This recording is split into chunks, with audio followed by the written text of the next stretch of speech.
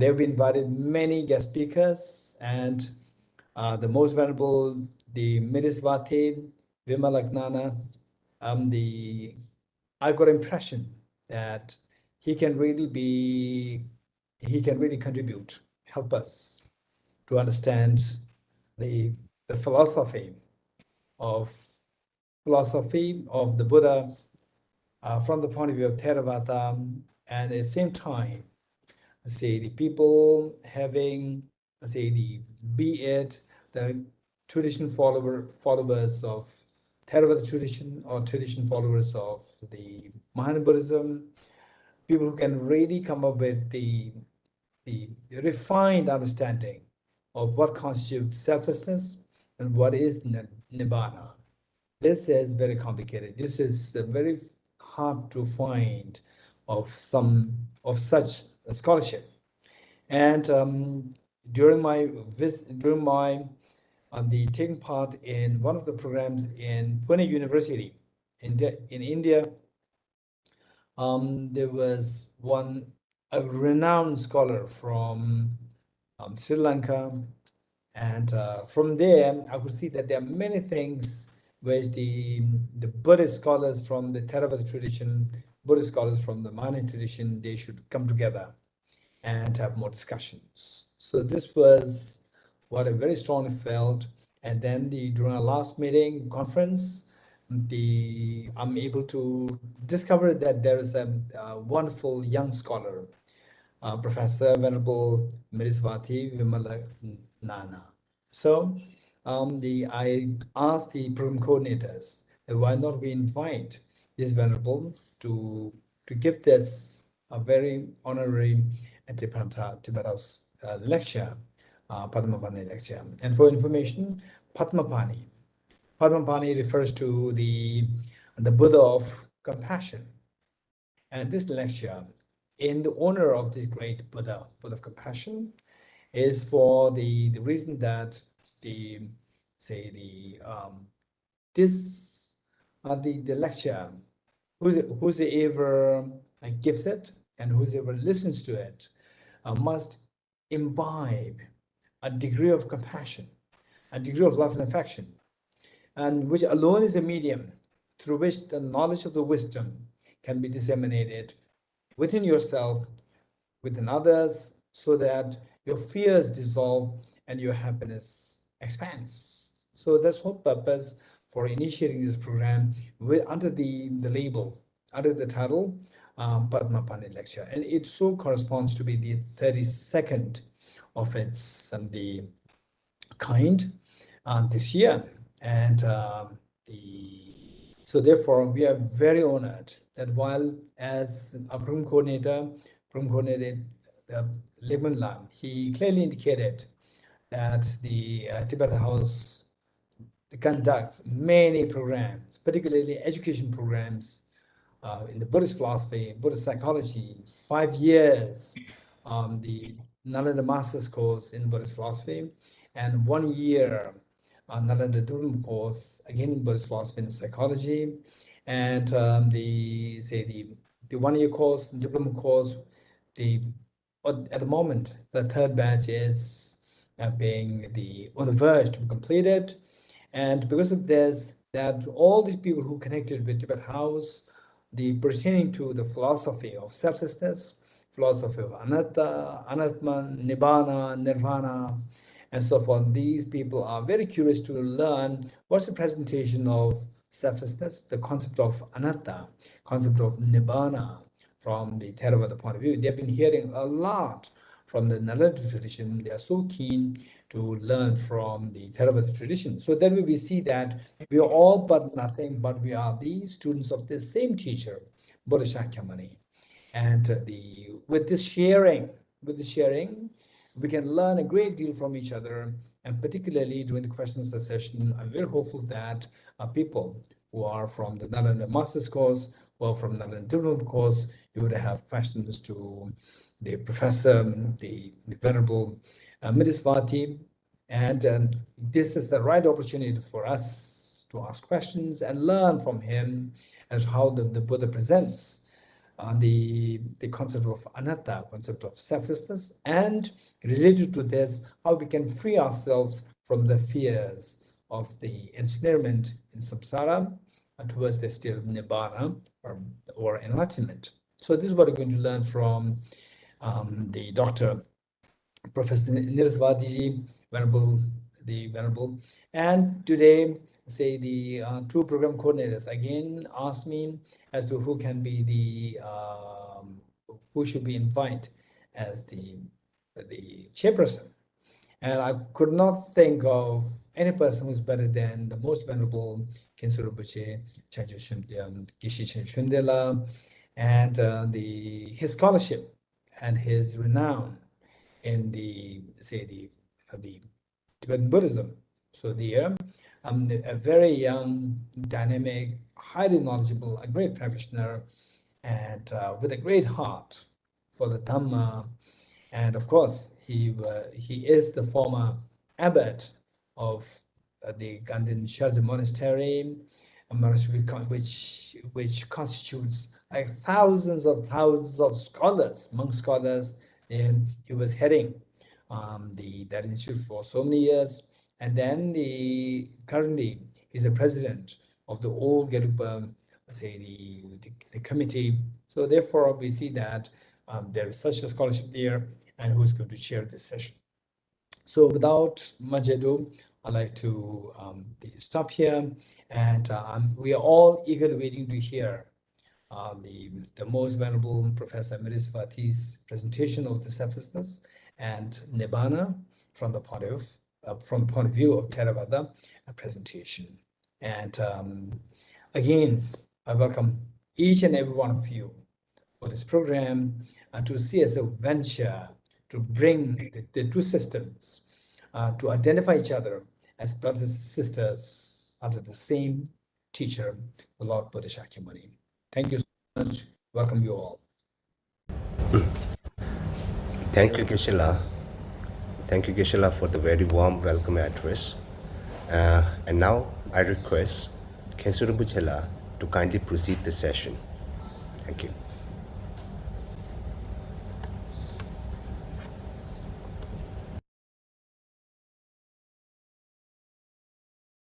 Is it me?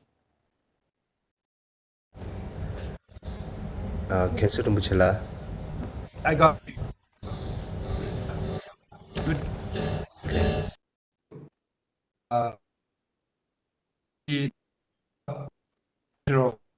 Tibet of the and session more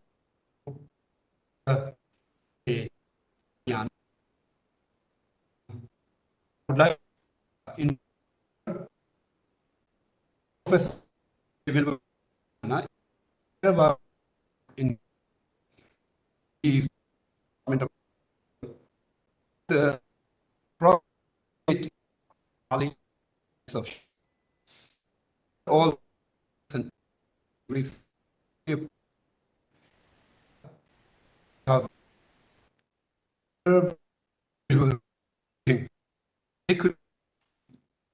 of voted 2020 was local and Okay, so Chandrashindala. Hello, audible? Like your voice is breaking. Oh, can be done. Interrelated action.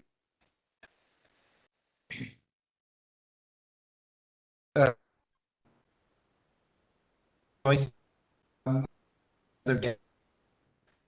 What can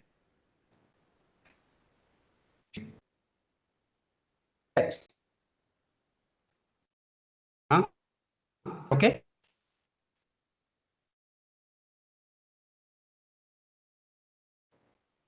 Kela, we can hear you now. Present introduction forum in Bali. Introduction and of the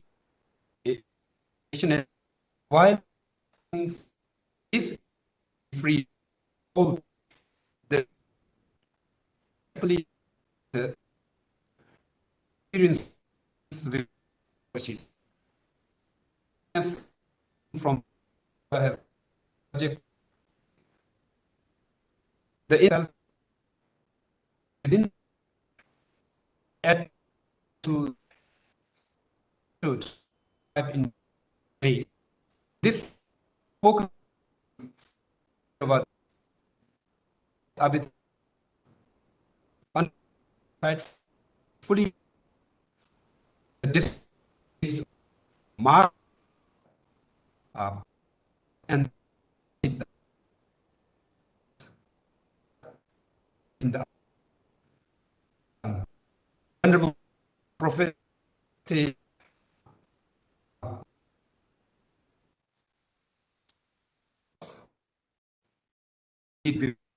uh,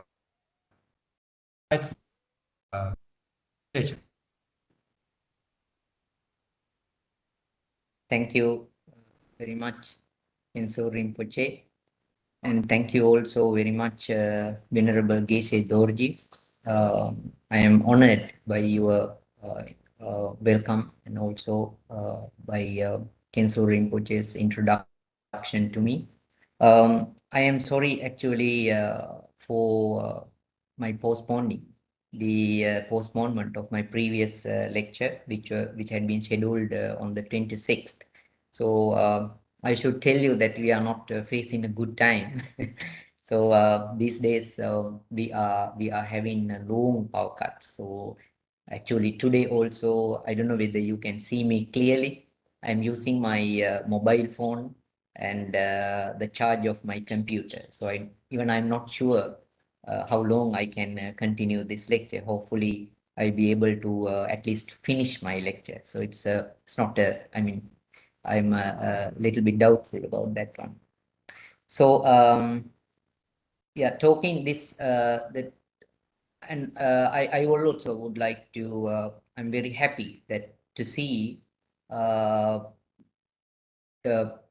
dynamic functions of Tibet House. So I have seen so many programs monthly and annually are conducted by the Tibet House. So I'm very happy to be one of the contributors to this lecture series, Padmapani Lecture series. This topic, wisdom of selflessness and Nibbāna, is a very wonderful topic, and it's a very logically oriented topic, I would say.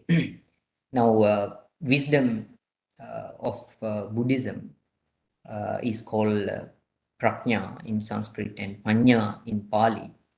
And that wisdom is not totally devoid of what we call moral development and inner culture, as we know. And I mean, one of the goals that we are trying to find in terms of wisdom, in terms of developing our wisdom, is selflessness. Selflessness, I think, is the description, the explanation of selflessness in Theravada Buddhism is not, I think, different from how it was explained in other traditions. In the Theravada text, we see how it was explained in terms of two ways. Basically, sometimes it is explained in relation to the uncontrollability of life incidents. What is happening psychologically and physically is uncontrollable. So therefore, if they are not within your control, the mind and matter is not under your control. So why do you call you have a self when you don't have a total control on your material and psychological, kind of processes? The second thing is that the analysis. So Buddhist traditions, especially the traditions like Theravada, Sarvastivada, but not some traditions like Madhyamika. So these traditions, some of the, one of the popular terms that you're using is Hinayana traditions. That the traditions that we are talking very much about psychological and physical phenomena in the development of wisdom and also in the degeneration of wisdom. So these kind of traditions have shown us in terms of different analysis that there is no soul. If you look into yourself, what you see is 5 aggregates or 12 ayatanas, the faculties or elements, or that way. So there is no soul. And they also have shown this, the text also have shown us how these different dhammas interplay to form these psychological and physical processes, and how the human beings is finally produced. So these are the ways that selflessness is, but that prajna is that kind of understanding. But for that, we know there should be a moral development, development of concentration. And that is actually the Nibbāna itself. The more you come closer to Nibbāna, the more you realize selflessness, the more you cultivate yourself, more you cultivate your wisdom. So that is how it is interpreted. I have prepared a small slide for you, but I cannot share it with you. Professor Is Mirza, it possible for me to share this slide with? Sure. So Can we will share? meet the presenter. Okay.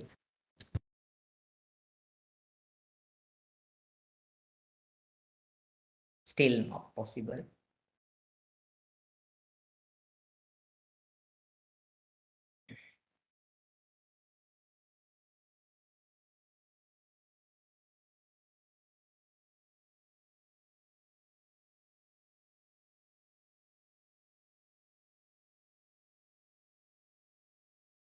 Okay. Thank you.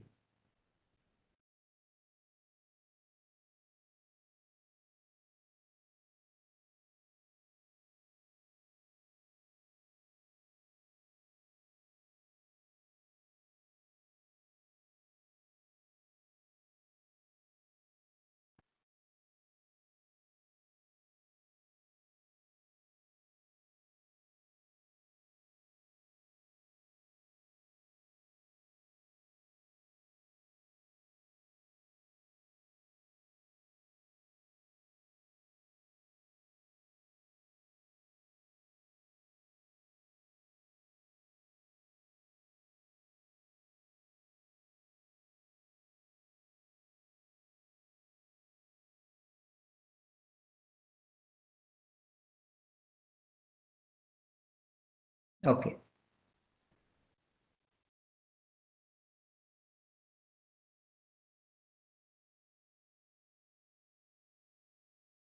Okay. Yeah.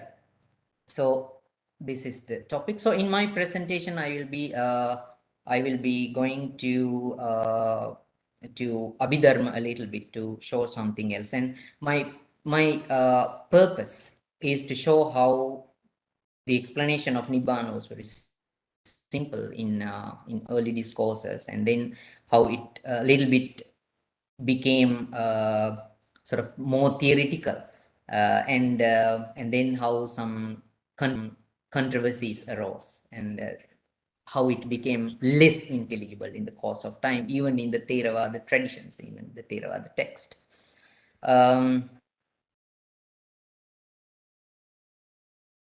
There is some difficulty to go to next slides. Okay.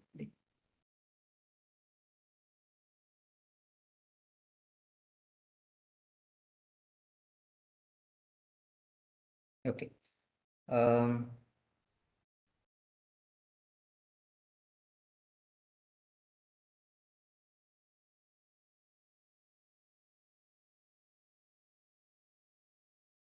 Am I trying the wrong technique?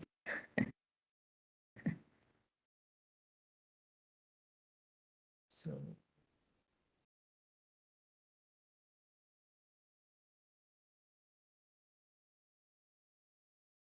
okay, I think, can you see this slide now? Yeah.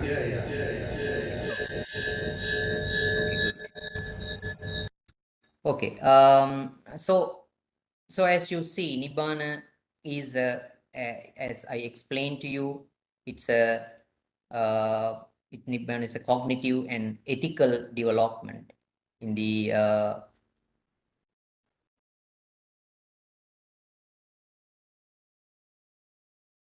okay. So therefore, wisdom is actually a cognitive development. And as I told you, it is also an ethical development, because you need a lot of moral actions. You need a lot of, charitorious actions, charity works, moral things, and also the cultivation of your type of development is necessary. So therefore, it is a cognitive. You need to develop your wisdom, your cognitive aspect, and at the same time, there is a behavioral development. The charity works, the precepts, all these things work. And so therefore, we have these words, Vijja and Charana. Vijja is knowledge, and Charana is all these moral practices, including precepts and all kind of charity works, good works, social works, moral works. And we also have Vijja, Charana go together in the Theravada tradition, Vijja and Charana. So without Vijja, there is no Charana. Without Charana, there is no Vijja. So the wisdom is supported by Charana, the behavioral practices, the moral practices. Abhinya, Parinya, and Pahana is another three terms which come together to designate Nibbāna. Abhinya is a very,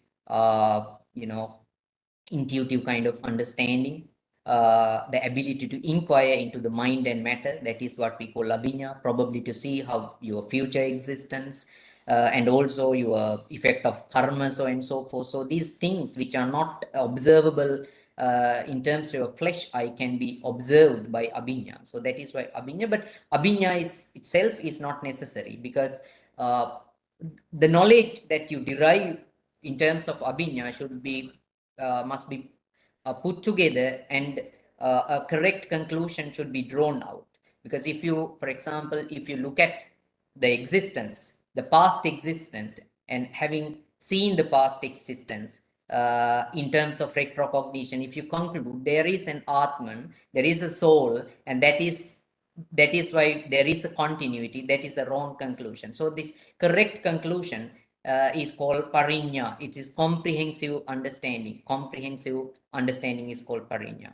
And then the Pahana is the denial and the inner denial of the wrong tendencies, the psychological kind of force within your inner psychology, the psychological force that you are having to reject or to deny the wrong psychological tendencies is called Pahana. So these three things are coming together. So Nibbāna is that, Vijja, Charana, Abhinya, Parinya, and Pahana. So therefore we call it a complete cognitive and ethical transformation. And how is it? So we can say Nibbāna is the empirical and moral culmination. So it is the culmination. It's not, when you come to Nibbāna, it's a culmination of the moral and the ethical aspect, and all the moral and empirical. Culmination leading to complete selflessness. When you have this understanding that when you have these moral things developed, when you have this concentration developed, samadhi, and when you have your prajna developed as a result, and then you understand that, yes, that the processes, actually there is no self, there is no controllability, and there is no someone called, in the real sense, someone called I, because the conceit, the I conceit is a wrong perception, because these are processes, uncontrollable processes. Then what is happening is that you reduce selflessness, because you are not going to actually the my processes. Actually, understanding someone called I is a wrong, illogical perception. Because in the real sense, nothing is controllable by me. Nothing is under my control. And at the same time, if you analyze the things, there is no any permanent thing. So there is no any identity. There is no any identity called I. This basic understanding gives you enormous understanding, enormous perception that it is very difficult for you to differentiate between you and other things, you and other living factors, your fellow beings, and not only that, but also the phenomena in the environment even. So therefore we call it's a Nibbānic experience transcends the egoistic psychology because of this understanding. And then this is not only an avoidance of the difference between oneself and other individual, but also between oneself and all other phenomena, animate and inanimate. So now because of this understanding, understanding of our own perception of I conceit, then we conclude that, okay, now there is no difference. Whatever matter I have is observable in the world outside. Whatever the life that I am having is, my kind of feelings, my kind of perceptions are similar to what those other people are having. So this knowledge of the understanding of the difficulty to differentiate between I and other people, I and other phenomena in the world outside, gives you enormous understanding about selflessness. In one of the stanzas in Theravada Pali, one of the popular text in Theravada tradition, it says, Kadanu kattecha tine latacha kande imeham amitecha dhamme ajhatika nevacha bahirani samang tuleyam kadidam kadame. When will I be able to identify myself with tine latacha? Tine latacha means grass and twigs of the trees and so and so forth. Grass and twigs. Hadanu kattecha tine latacha kande imeham amitecha dhamme. 네 로마도 데도지도 되나 교육면도 간데나 이 파르타셔요.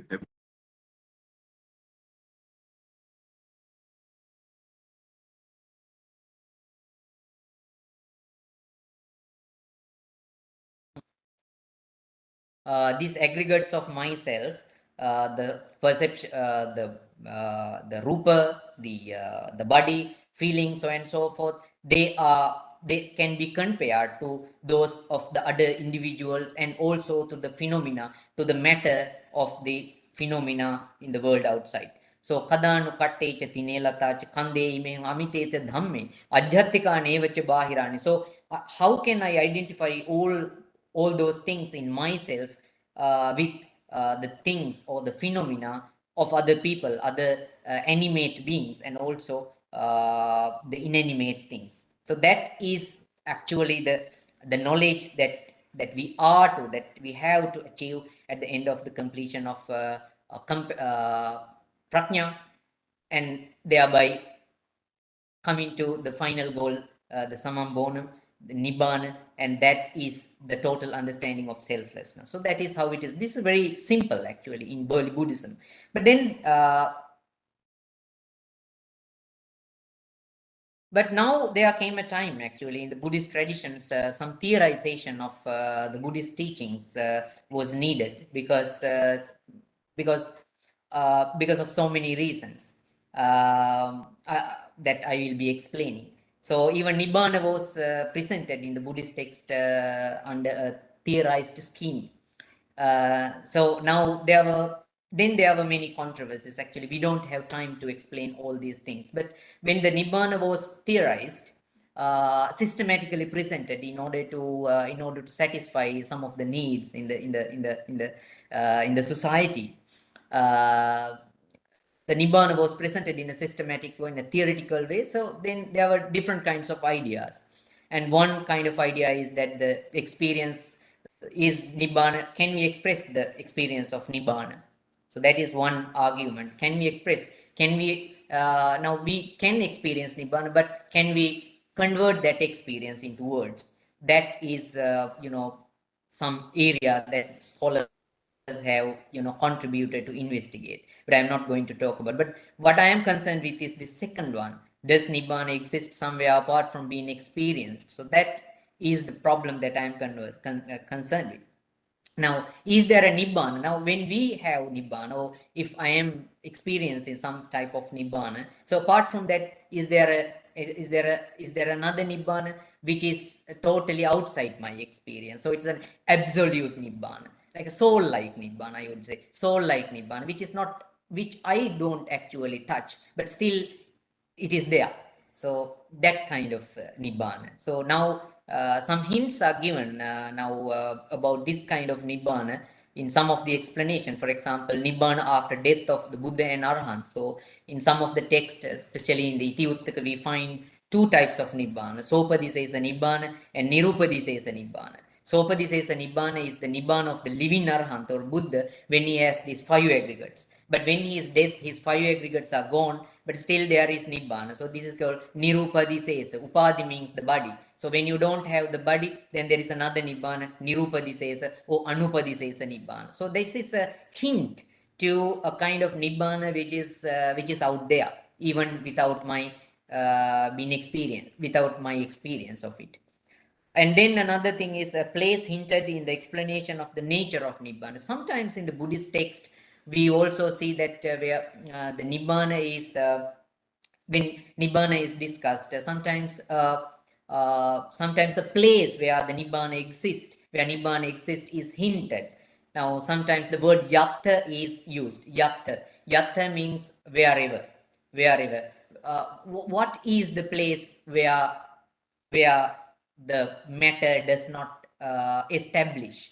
And yatta apocha patavi tejo vayo nagadhati, the matter, the earth, water, fire, etc., they do not establish in a particular place. And that is the Nibbāna.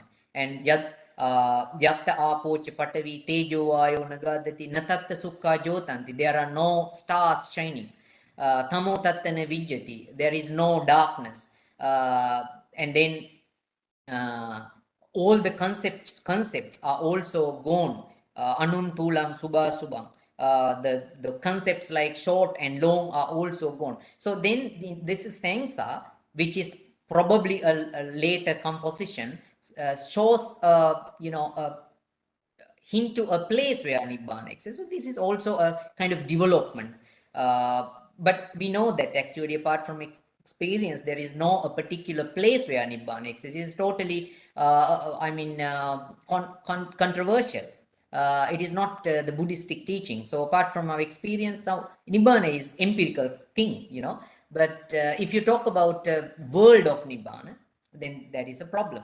Nibbāna as a paramatta in the Abhidharma. So in the Abhidharma tradition, there is what we call paramatta Nibbāna, the ultimate Nibbāna is another thing. So now these kind of things are a little bit, have gone a little bit away from early Buddhist discourses. Now I have said all these arguments signify the challenges Buddhists faced explaining Nibbāna in the face of cultural and philosophical interest. Now we have this cultural interests and philosophical interest and also psychological tendencies. Why? When you have cultural tendencies, now we are talking about the world like, for example, the Buddha world, Buddha realms like Sukhavati. The Sukhavati is a realm where the enlightened Buddhas are living, right? A large number of Buddhas and Bodhisattvas are living in these worlds. So that is a place of Nibbāna in the real sense. So there is a divine nature also. That's a cultural need, right? The people need that kind of place psychologically. So then the Nibbāna was interpreted in a different way. And the philosophically also, we need to establish what is the real existence of Nirvana. What is the real existence of Nirvana? So is it tangible? Is it experience? Is it something absolute? So these kinds of things are the interests of psychology related.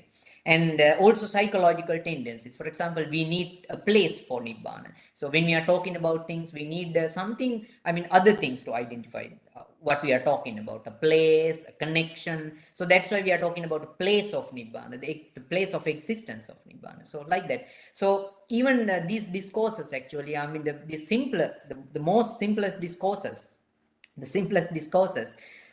the teachings of the Buddha became a little bit less, became more complicated, right, in the course of time. So Nibbāna was also subject to that kind of, fate. But when I'm talking about this Paramatha, the last thing, Nibbāna as a Paramatha in the Abhidharma, even though Nibbāna was introduced as a Paramatha, absolute thing, absolute phenomenon, absolute dharma, but I think this explanation is very helpful for us to understand about some of the, the early Buddhist idea about Nibbāna. So Abhidharma represents the latest development of these discussions, but they are very helpful to understand, because sometimes Abhidharma is always theoretical. It's a systematic presentation of the teaching of the Buddha, and it's a later development also. But we can see some practical attempt to explain the teaching of the Buddha in Abhidharma, some practical means to understand the teaching of the Buddha in Abhidharma. So it's abstract sometimes, but it's complicated sometimes, but still through the Abhidharma we can see early discourses. Now when you talk about Nirvana in the Abhidharma, we can see these two things.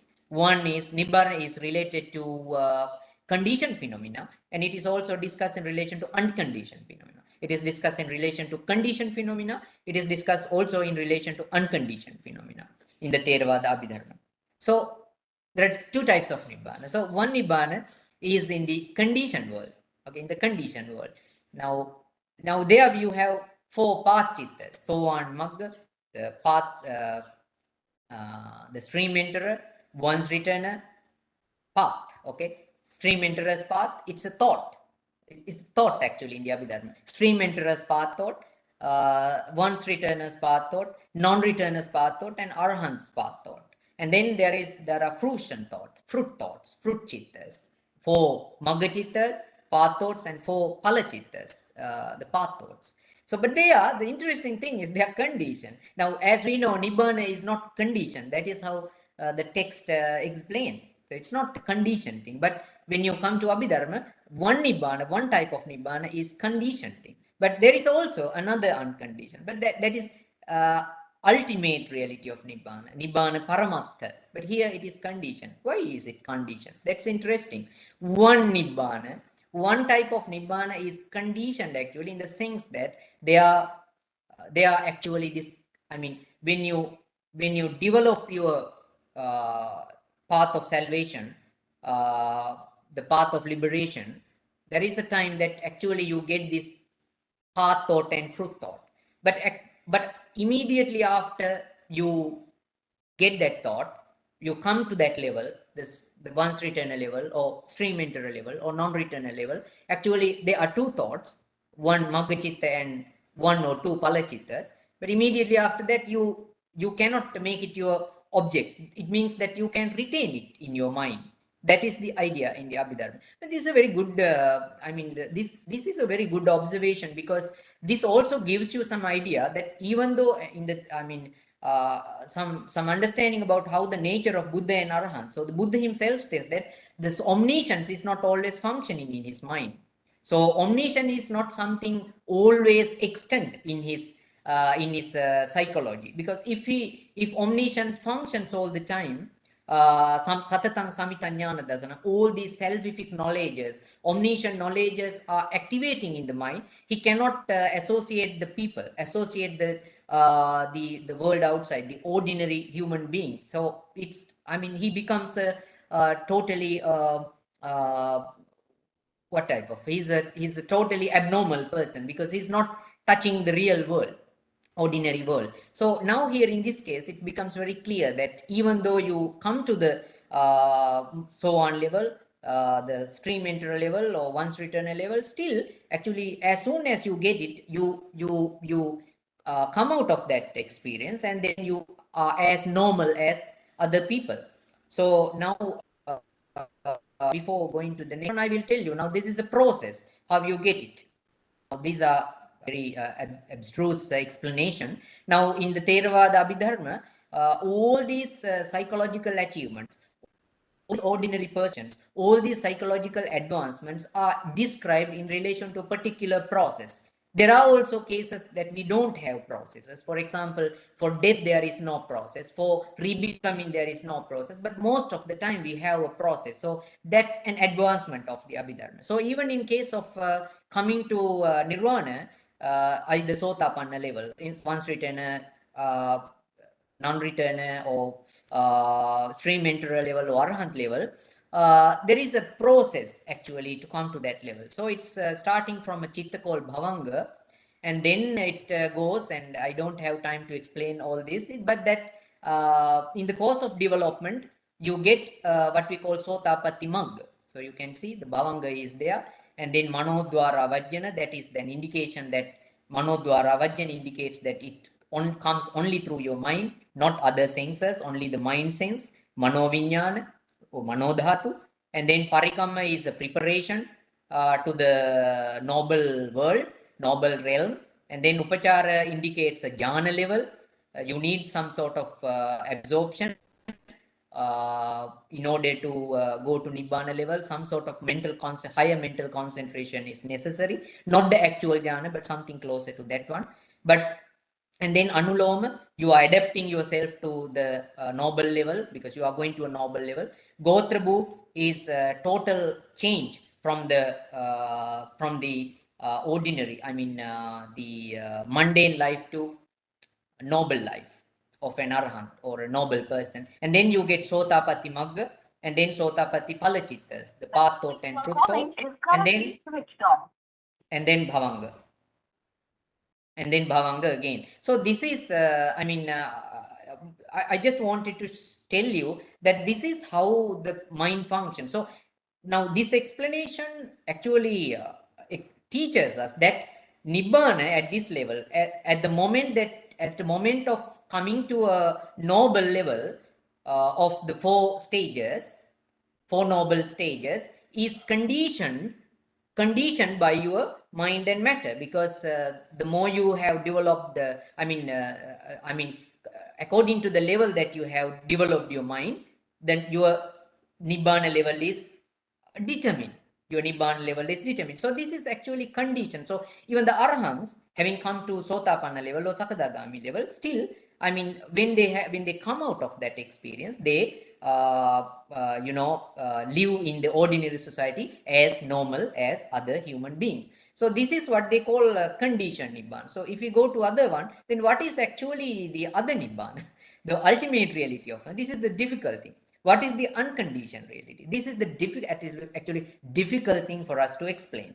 Now, even though now I have this explanation, Nibbāna as an ultimate reality, even though it was conceived as a Paramattha Dhamma, its nature was not discussed very much, because in the real sense, in the Theravada Abhidharma, the absolute doesn't mean, even the Theravada Abhidharma or any text did not mean, when they talk about Paramattha Nibbāna, Nibbāna Paramattha, which is an absolute Nibbāna, Nibbāna Paramattha, absolute Nibbāna of absolute nature, still they didn't believe in an independent existence of Nibbāna. No, that was not an independent Nibbāna. What they wanted to show, it's very clear that what they wanted to show was that the Nibbāna is a real thing, because like other phenomena, actually this is in reality, Nibbāna, the experience of Nibbāna arises when the mind is cultivated to a certain level. Your moral and the psychological cultivation produces Nibbāna.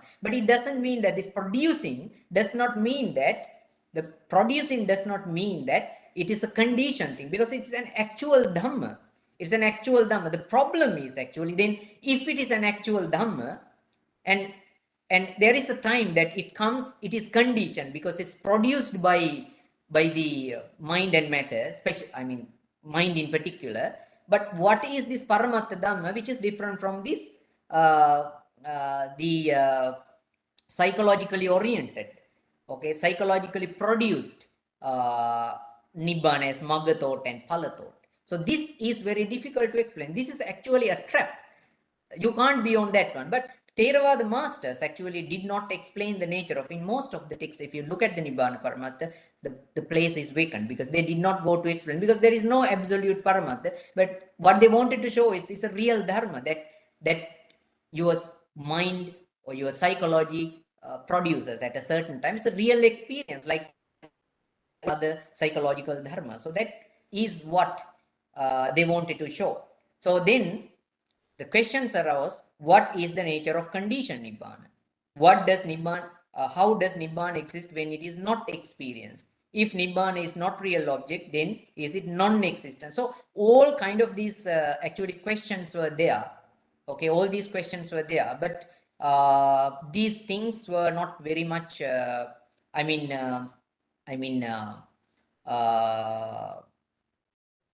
These were actually real issues when this Paramatta Nibbāna was, put forward. And yes, the commentaries actually, but the commentaries have tried to explain Nibbāna to some extent, having known the issues they have, having known the questions before them. Commentaries have tried to explain Nibbāna to some extent. Now they say Nibbāna is accepted as a real absolute element. Paramattato Nibbānasa Paramattato Nibbānasa Atibhava. So absolute here means actually it's a real dharma. At a real in a particular moment, this real dharma, which is Nibbāna, you can experience. So in that sense, it is an absolute element, and it is achievable through the proper means: morality, concentration, and wisdom. So when the proper means is put into practice, the proper practice is put into practice, absolutely you are in a position to achieve this. So I mean, it's there is no place to talk about where Nibbāna exists, but still when the proper practice is there, there is Nibbāna arising.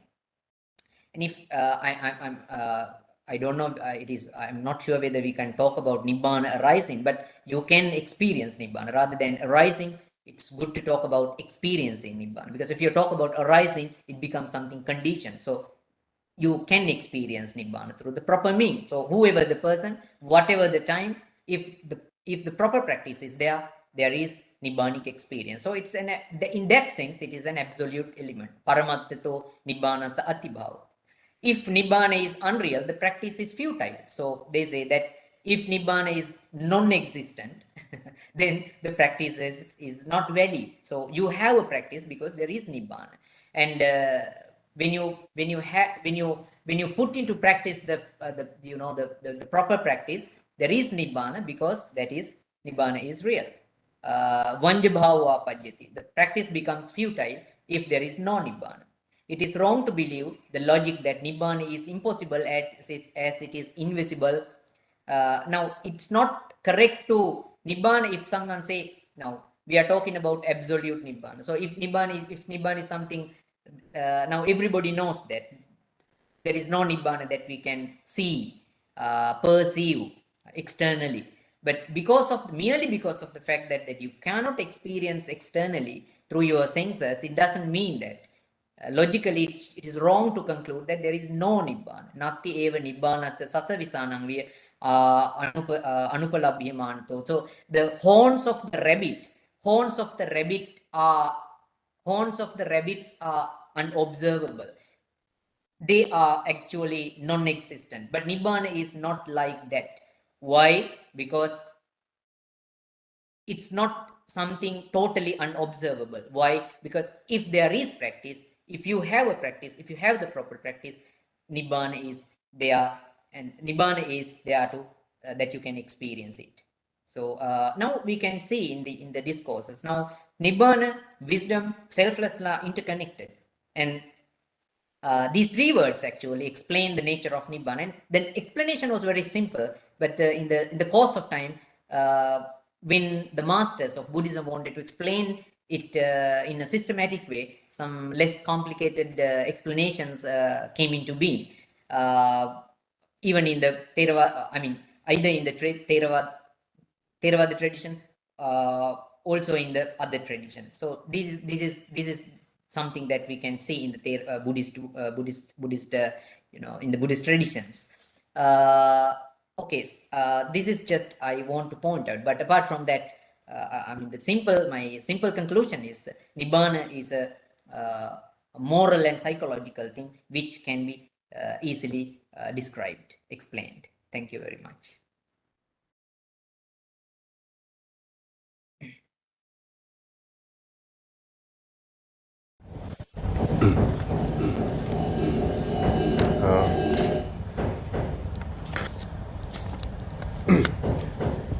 Thank you so much, Professor Miriswati ji, for a very effective and insightful talk on today's topic.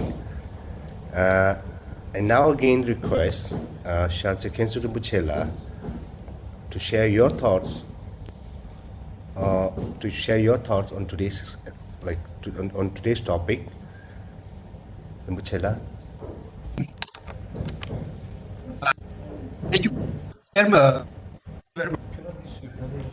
And Venerable,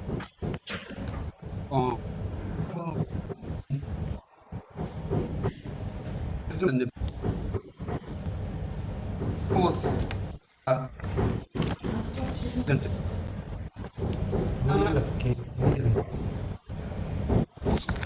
topic that move Good.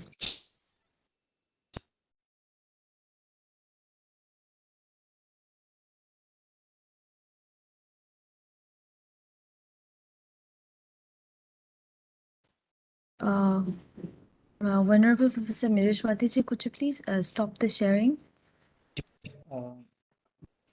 mute. You put it self.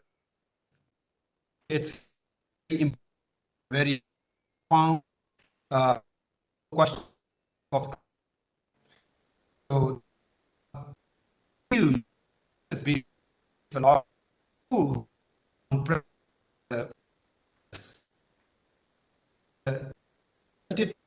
to the tradition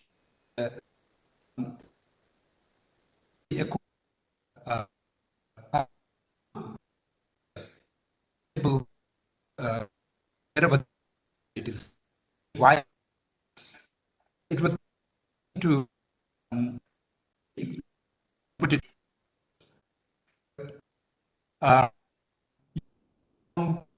require or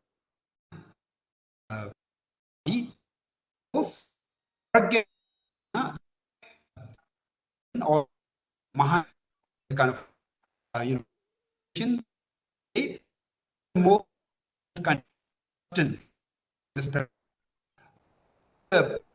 or the Buddha or one pattern so being with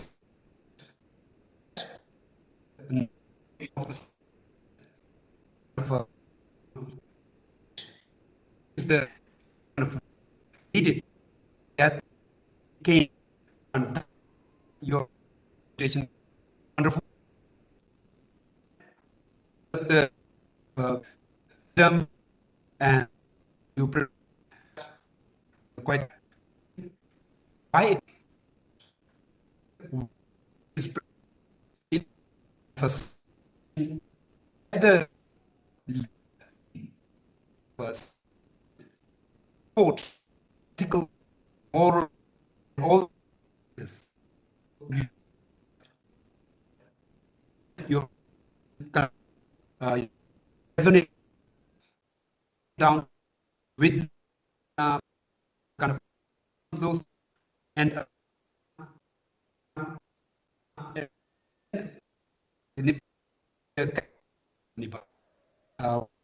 President to the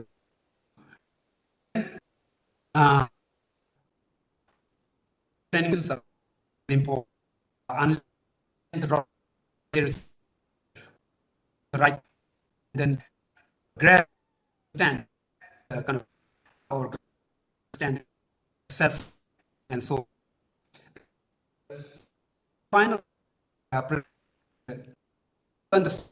self is the new this is very state radically condition of in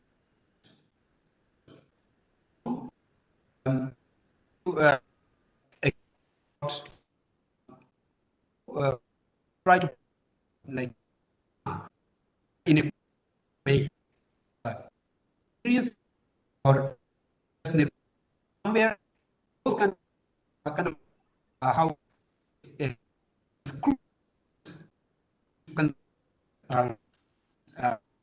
what really and you came up to person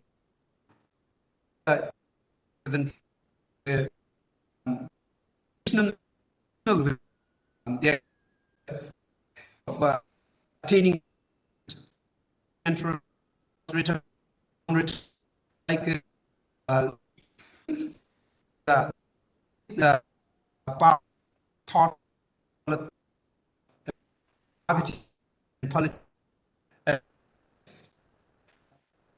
up with made Venerable Geshe Chanchu Shindala, Yeah. I'm sorry to interrupt you, that we could not able to hear you. I think there's an internet problem, and it's the voice, your voice is breaking at the moment. So better. we shall proceed to the Q&A session. So if anybody has a question, kindly raise their virtual hand so that we could able to see you, or you can press that virtual button down there. So you can, okay, Smita ji, could you please proceed with the question?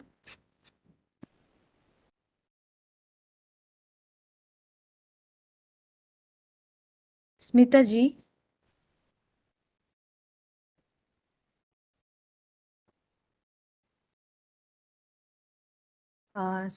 Okay. Smita ji, do you have a question? Okay. Then Dibuyentu Mukhopadhyay ji, could you ask the question, please? Yes, ma'am.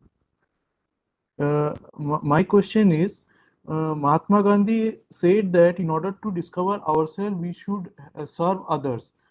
If we can discover ourselves by serving others, and we can develop our potential, so is this way the Nirvana can be possible?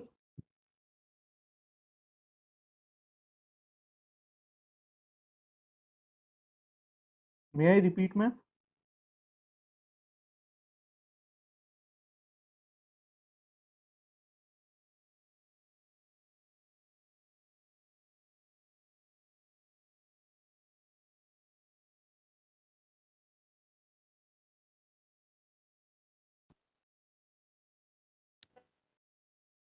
I'm sorry that I just received a message from Venerable Professor Mireshwati ji that his battery got ran out, so he could not able to join.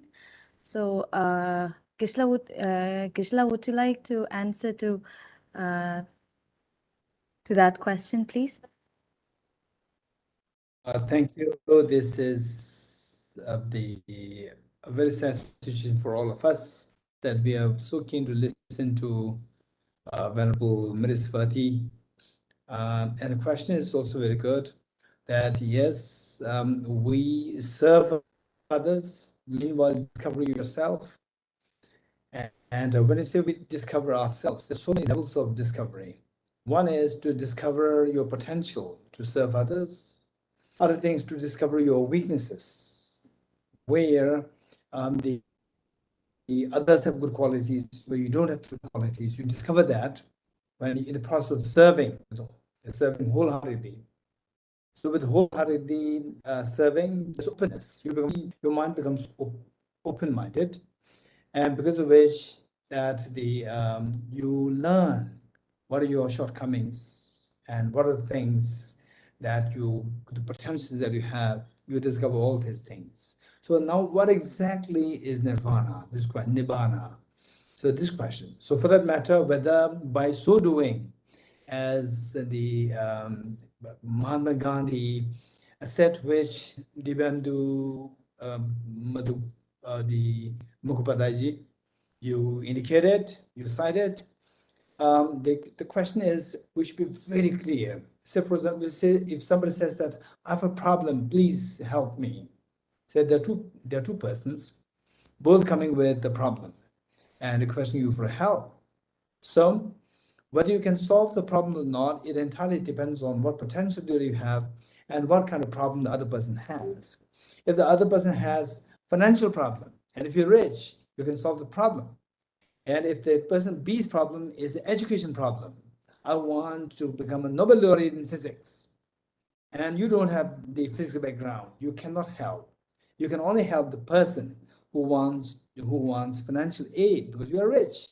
You're not rich in your physics, but you are rich in wealth. So likewise, what Mahatma Gandhi is saying, that you discover yourself in the process of serving others. What do you mean by discovering? What level? There's so many things to be discovered. To discover your potential to know physics, to discover your potential to serve people, to discover your potential to be angry or to control your anger and so forth. So the Mahatma Gandhi, if we if we have to know him very precisely, so it means the potential to serve others. That is one level of understanding. That is one level of service to other people and your potential. You discover that. But Nibbāna is a state where your all vulnerabilities are removed. All your vulnerabilities, your emotional vulnerabilities, anger, attachment, craving, jealousy, and so forth, they are removed.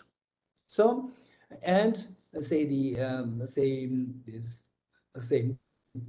any form of emotional shortcomings. So whereas Mahatma Gandhi is more like social, political activism. So it's about the society. Whereas the Nibbāna that we're talking about is related to society as well as the individual on a very subtle form. Whereas Mahatma Gandhi, what he's teaching us is on the societal level, which is, of course is something relatable to the people who have the ability to understand Nibbāna, who don't have the ability to understand Nibbāna. For all these people, it should be viable. So whereas the Nibbāna that is being taught about is a very subtle form. So we can't expect that with the Mahatma Gandhi and the advising people to discover your potential, it doesn't mean that you will discover your potential to know physics. I don't think Mahatma Gandhi is good in physics, but he's very good in social activism and also to break through all the social evils.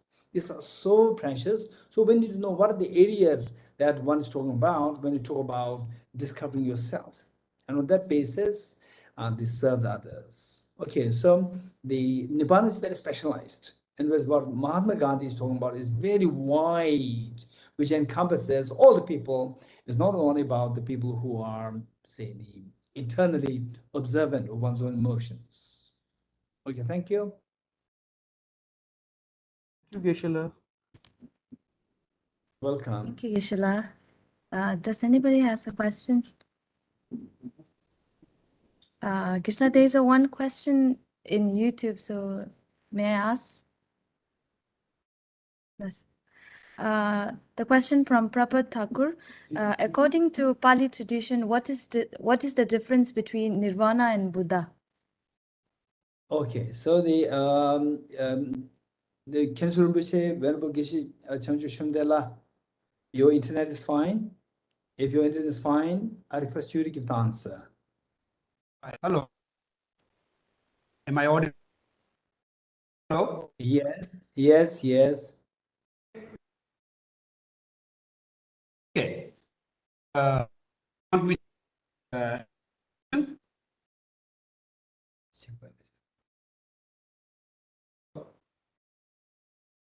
Okay, Khensu Rinpoche song the break chikdo.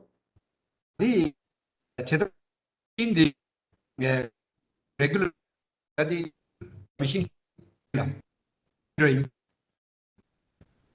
Two game do to your Khensu Nge Len Pyu Shawo Tigido. Nothing. Okay, so since that Khensu Rinpoche's in the internet connectivity is weak, I would offer my response to this. So basically, the Pali tradition, according to Pali tradition, of course, Nibbāna is very precise, and as the presented today, presented on various levels. One, which is how it is understood classically, at the time of the Buddha, and later on with Abhidharma, the advancement of the Abhidharma, and how the theoretical knowledge builds up, and then more questions came up, whether or not this is conditioned, unconditioned, and then if whether it arises or it can be experienced, what is that? All these distinctions, the questions came up later. So with this, the questions about the Nibbāna and Buddhahood from the Pali tradition. So basically, the idea is that in Pali tradition, the first thing that we need to keep in mind is that the teaching the Buddha gave is on two levels. One, for the people who are interested to attain personal liberation, which is Nibbāna. And then people who are interested to become Buddha, to benefit all the beings. So this is a very broad categorization of the Buddha's teachings too. And today those teachings, the class of the teachings of the Buddha pertaining to the disciples to attain personal liberation. So these came to be known as, today, you see them all contained in the Theravada Buddhism or in the Pali Buddhism.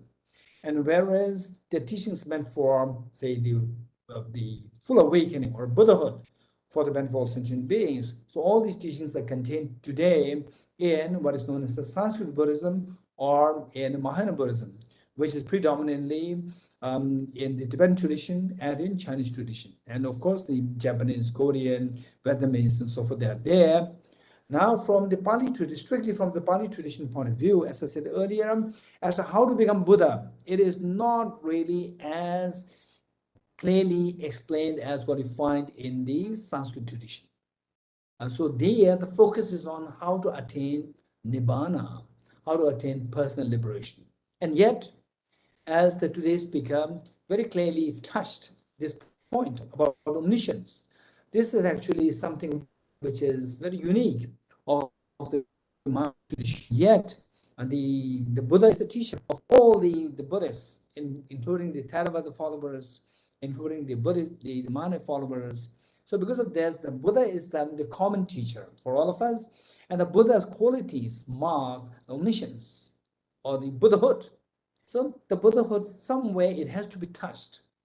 So because of which, today's speaker, he indicated what is omniscience, and at the same time, whether or not this omniscience can be manifested at all times. So according to the Theravada tradition, it's not possible. If you do that, you become like an abnormal person. You cannot really fit with the world. Whereas according to Mahayana tradition, it's very different. Yes, one can manifest. Anybody when experiences Buddhahood, one manifests this quality of omniscience 24/7. And it does not really become abnormal with respect to the normal world, for the reason that it is like you become like an extremely sophisticated computer, very sophisticated computer, which can just contain all the softwares.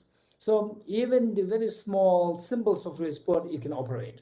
Very sophisticated software put, it can operate. It can operate everything. In other words, they will not become jumbled up. So then with this in mind, when you become Buddha, when you become the Buddha, it is like somebody having a multi-language. Say some people, they know 11 languages. When they speak, they don't get confused. So, I know 11 languages, 11 different words come together. No, it does not happen. So because there's a synchrony here, and the Buddha is the one with the greatest of the synchrony. So because of this, the thing is that this one part which is very specialized in the Mahayana tradition, whereas the Buddha, no doubt, it is taught in the Abhidharma that Buddhahood can be attained, how Nirvana is attained, how Buddhas are attained, although not explained in great detail, but it is explained there. And to a great extent, it is said that the Buddhahood, of course, is far what excels the Nibbāna to be experienced by the personal liberation seekers. At the same time, within the Theravada tradition holders, they differ in views. What after the Buddha assuming Nirvana, which means he already attained Buddhahood. And so after leaving this body, what happens? Does he disappear? Do he disappear like the thin air? And many of them, and even the presenter very clearly indicated that they talk about the Nibbāna with residue, without residue. Nibbāna with the body left from 5 aggregates left from what you get from your parents, and then Nibbāna without these 5 aggregates. He clearly made this distinction. And then what happens to the individual when one leaves his body? The mind disappears, and is there the person who experiences a Nibbāna, because the person is to be the categorized on the basis of the mind, and the mind disappears. So many of the traditions believe that when you experience the Mahaparinirvana, which means at that point you leave the body, and then the mind terminates. So this is what is believed. And yes, they do make distinction between the mere Nibbāna and the Buddhahood. The Buddhahood is a very sophisticated, the most refined Nibbāna, and there is a difference there. The Buddhahood is one class of Nibbāna, which is the most sophisticated version, and the other Nibbānas that we are talking about, just a mere freedom from samsara, that is less sophisticated as compared to the Buddhahood. There is a difference there.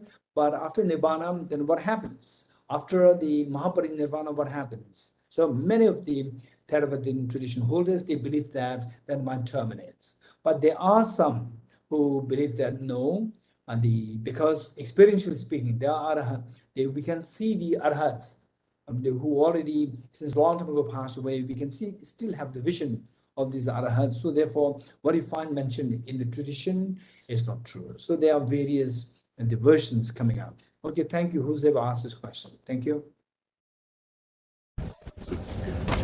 Thank you, Geshe-la, for answering the question. So with this, we have come to the end of today's program. And Hello.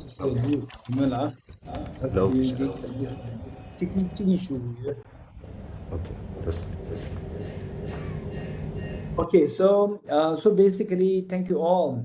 First of all, the Venerable Chandrashunda Rinpoche, Khyentse Rinpoche, despite the internet connectivity issues there, you have been so kind. You have so kindly accepted request. Thank you so much for that. And I wish that the connectivity is much better, so that many people could have benefited from your the wisdom, from your experience, and that would have been a great moment. But for sure, we'll invite you more for the future programs, and I hope that you will have a better connectivity. And also, we'd like to thank that today's the presenter, Professor Venerable Mirisvati, and I'm really impressed because I met many Theravada scholars, and there were two scholars who particularly pulled my attention. One is Professor Asanga Tilagrana, who is way senior to Professor Mirisvati, both from Sri Lanka, and both of them are highly learned. And there's a tremendous scholarship there. I really appreciate. And I can see that there are many areas where the minor scholars, particularly from the Tibetan tradition, the scholars, they have many points to discuss with the Theravadan scholars, because like the Professor Mirisvati, how he brought up many of the issues, and of course, they may not be too clearly, vividly presented in the Theravada text, but in the Nalanda tradition, they are so vividly being discussed, debated, and so forth. I think that there are many areas where scholars from the two traditions come together to discuss what exactly constitutes the selflessness. And as presented by Professor Mirisvati, there are many areas. For example, one thing which is very interesting is whether or not Nibbāna is something visible. If not visible, then is it non-existent?